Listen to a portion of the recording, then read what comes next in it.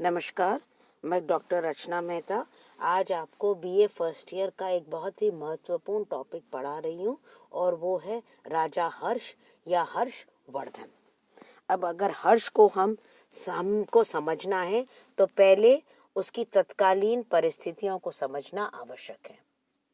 हमें ये समझना पड़ेगा कि हर्ष ने राज्य किया है गुप्त वंश के अंत के बाद, यानी कि 606 ईस्वी में, यानी कि 7वीं शताब्दी में। अब हम सबको पता है कि जब गुप्त वंश का अंत होता है तो उसके बाद पूरा भारत जो है वो राजनीतिक अराजकता में आ जाता है, यानी कि छोटे छोटे राज्यों का समूह हो चुका है। और इस छोटे छोटे राज्यों के समूह में एक महत्वपूर्ण शासक था और वो था हर्षवर्धन, जिसने एक बार फिर उत्तर भारत को अपने अधीन करके एक विस्तृत राज्य की स्थापना करी थी। अब आपको यह समझना पड़ेगा कि थानेश्वर की जो गद्दी थी जिसके ऊपर हर्षवर्धन ने अपने आप को स्थापित किया, वो उसके बड़े भाई की मृत्यु के बाद हुई थी। हर्ष केवल 16 वर्ष का था जब वह शासक बना। उसके वंश का नाम है पुष्यभूति वंश। अब हम हर्ष को बहुत अच्छी तरह से समझ सकते हैं, उसके काल को समझ सकते हैं, क्योंकि हमारे पास बहुत सारे पुरालेखीय और साहित्यिक स्रोत हैं। अगर हम पुरातात्विक स्रोत देखें तो उसमें बांसखेड़ा ताम्रपत्र, मधुबन ताम्रपत्र, सेनापथ ताम्र मुद्रा, नालंदा मुद्रा, प्रस्तर मूर्तियां, एहोल मेगोटी का पुलिस्केन द्वितीय का लेख महत्वपूर्ण थे। यानी कि कुछ तो ताम्रपत्र हैं, कुछ मुद्राएं हैं और कुछ अभिलेख हैं। इसके अलावा हमारे पास 2 महत्वपूर्ण पुस्तकें हैं। पहली है बाण भट्ट की हर्ष चरित्र और दूसरी है चीनी यात्रा हैंसांग का यात्रा वृतांत। तो हमारे पास प्रचुर मात्रा में हर्ष को समझने की सामग्री है। अब समझ में हमको यह देखना है कि वो सामग्री जो है वो कितनी सही है और कितनी अतिशयोक्ति है।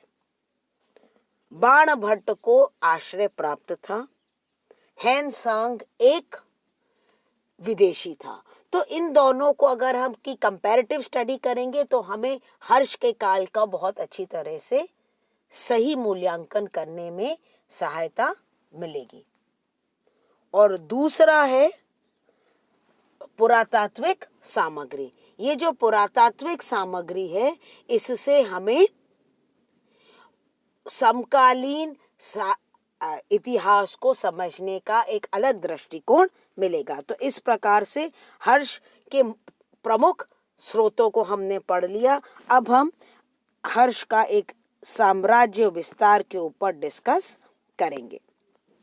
हैंसांग अपनी पुस्तक में लिखता है कि हर्ष ने 6 वर्ष के भीतर पांच भारत को अपने अधीन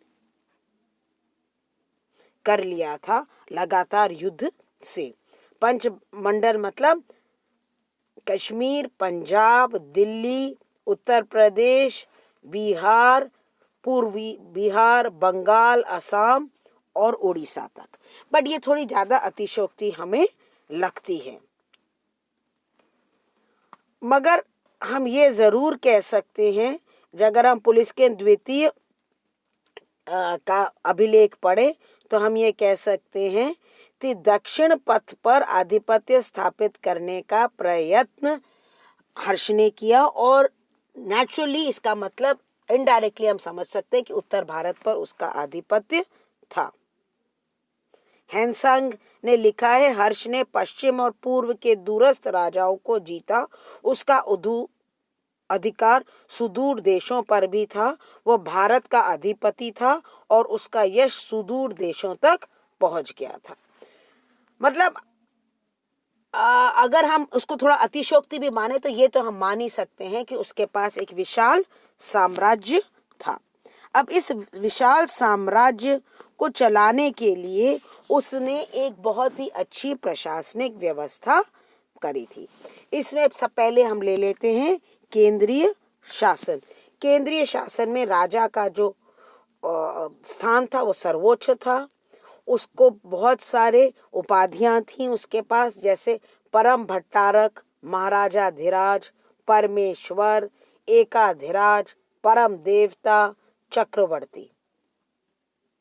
बड़े बड़े अधिकारों की वह नियुक्ति करता, सैनिक कार्यों में सैन्य संचालन करता, सैन्य निरीक्षण करता।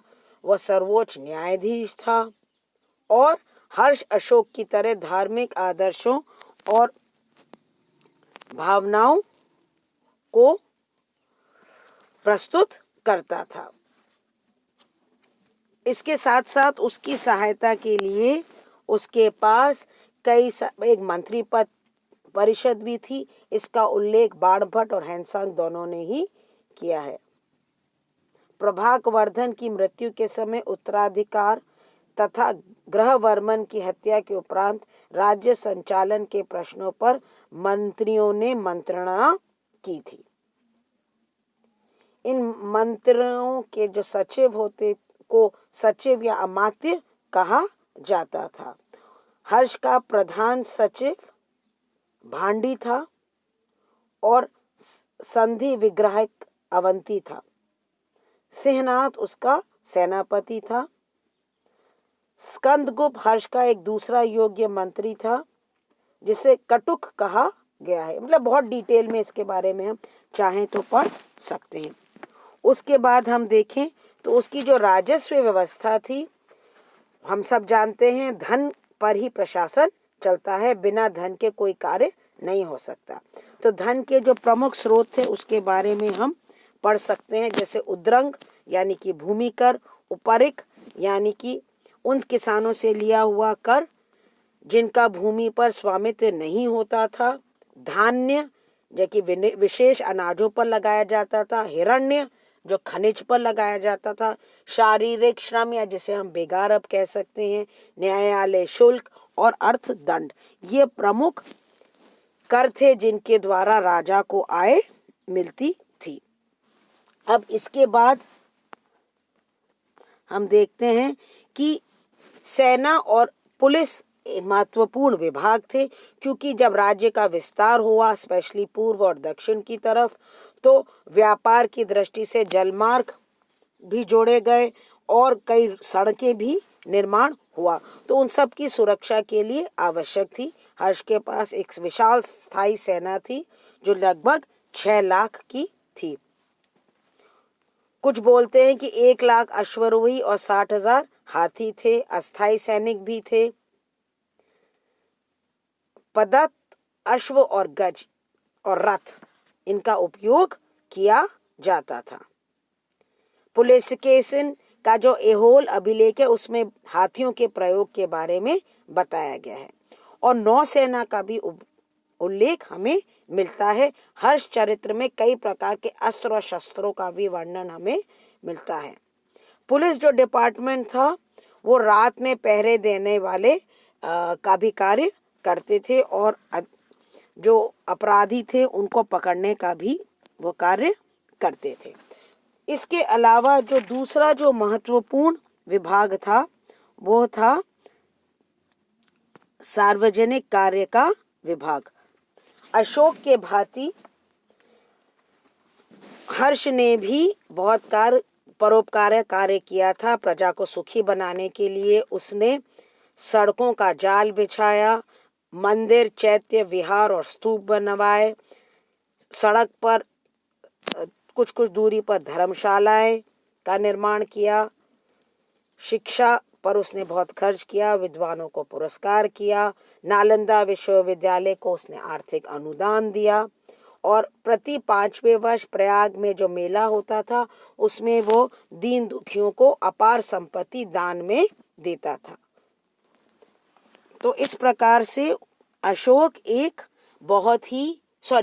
हर्ष अशोक के पद चिन्हों पर चला और हर्ष ने एक विशाल साम्राज्य का आधिपत्य तो किया ही, मगर उसके साथ साथ उसने आम लोगों की, जनता को का भी सहयोग प्राप्त किया, क्योंकि उसकी ऐसी नीतियां थी जिससे जनता सुखी रह सके। ये हमारा पार्ट 1 था। अब पार्ट 2 हम अगली क्लास में पढ़ेंगे। धन्यवाद।